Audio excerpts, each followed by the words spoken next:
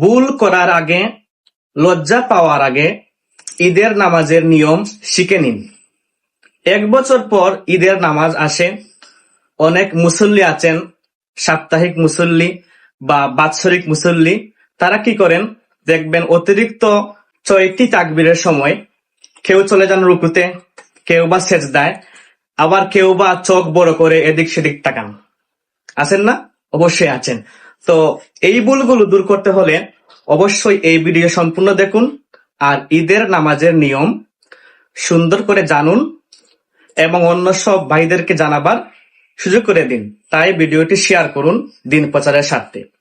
তো আসুন আমরা জানি ঈদের নামাজের নিয়ম। 2 ঈদের নামাজের নিয়ম সেম, অতিরিক্ত 6টি তাকবীরে নামাজ আদায় করতে হয়। তো আসুন আমরা কথা না বাড়িয়ে আমাদের মূল কাজে চলে যাই।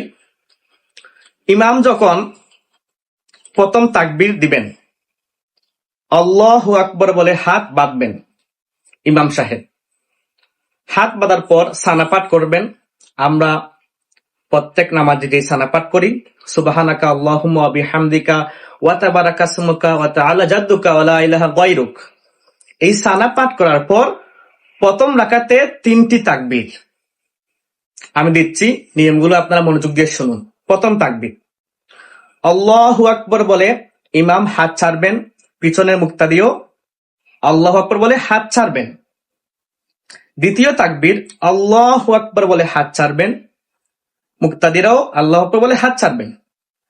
তৃতীয় তাকবীর, আল্লাহু আকবার বলে হাত বাঁধবেন ইমাম, পিছনের মুক্তাদিও হাত বাঁধবেন।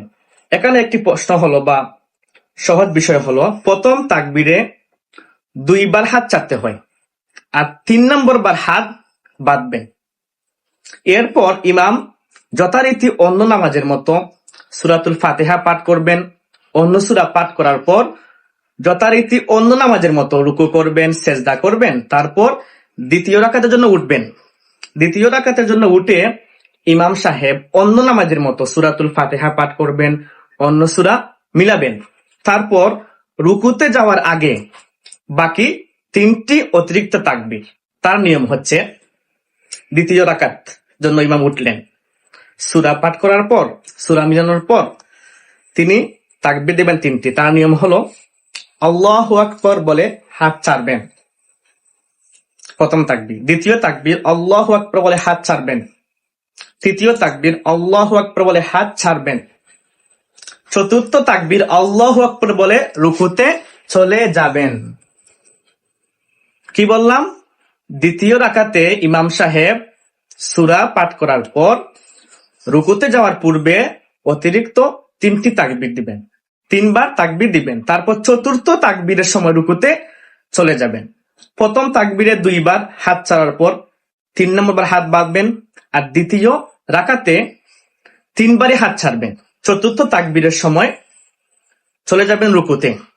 আশা করি বিস্তারিত বুঝতে পেরেছেন। আমি আবারও সহজ করে বলি, প্রথম রাকাতে সানা পাঠ করার পর ইমাম সাহেব 3 বার তাকবীর দিবেন। আল্লাহু আকবার 1 বার, আল্লাহু আকবার 2 বার, আল্লাহু আকবার বলে তৃতীয়বার হাত বেঁধে ফেলবেন। আর দ্বিতীয় রাকাতে ওঠার পর সূরা পাঠ করার পর রুকুতে যাওয়ার পূর্বে 3 বার, যেমন সূরা পাঠ করা শেষ, আল্লাহু আকবার বলে হাত ছাড়বেন 1 বার, আল্লাহু আকবার বলে হাত ছাড়বেন 2 বার, আল্লাহু আকবার বলে হাত ছাড়বেন 3 বার। চতুর্থবারের সময় চলে যাবেন রুকুতে।